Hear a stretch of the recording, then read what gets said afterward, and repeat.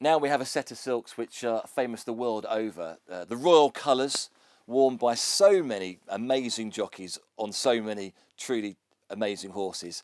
Now, the story for you, I think, is this was your very first set of silks that came past the post first on Barbershop. Your very first winner. That's correct. I rode Barbershop in a hunter chase round, Fakenham.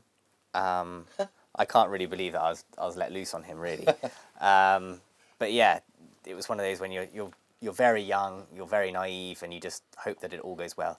So I went to Fakenham on Barbershop, and then we went to, the main aim was trying to get him to the Fox Hunters.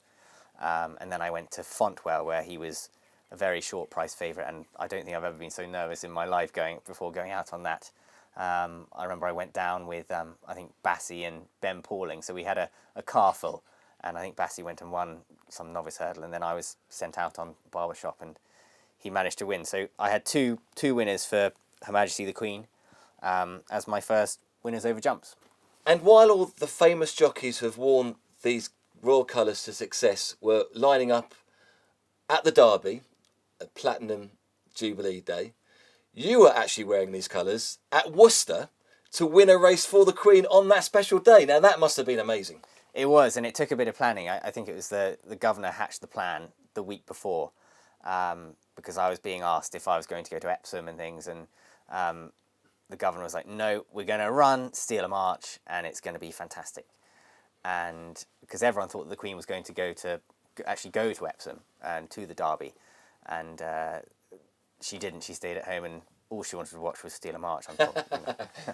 But anyway, the governor got in the photo, and we went and won on Steal a March, and I think Bassie was my main rival that day, and Steal a March was being fairly uncooperative at the start of the race. But anyway, eventually he came good, and Sammy Twiston-Davis always says to me that was the most revved he's ever seen me before a race, because I really wanted it to win it, and I got a fantastic reception there. It was almost like Cheltenham.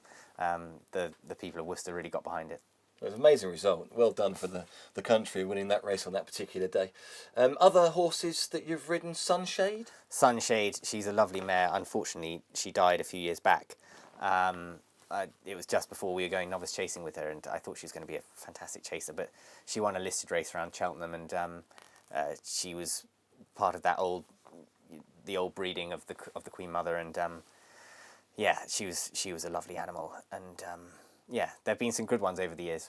And Nicky obviously takes real pride in the fact that he's trained horses for the royal family and the royal colours, and you must likewise, love the fact when you've worn these colours that you've been successful on, and just riding for the royal family. Exactly, and it's always nice to hear when the governor speaks to Her Majesty the Queen, and you get your feedback and things like that. And I was very fortunate that I was able to go to lunch with the Queen before Royal Ascot's, and she was encyclopedic on all her horses and what she knew, and she knew all the ones I'd ridden and all the ones that had been in training here, and it was just an amazing day.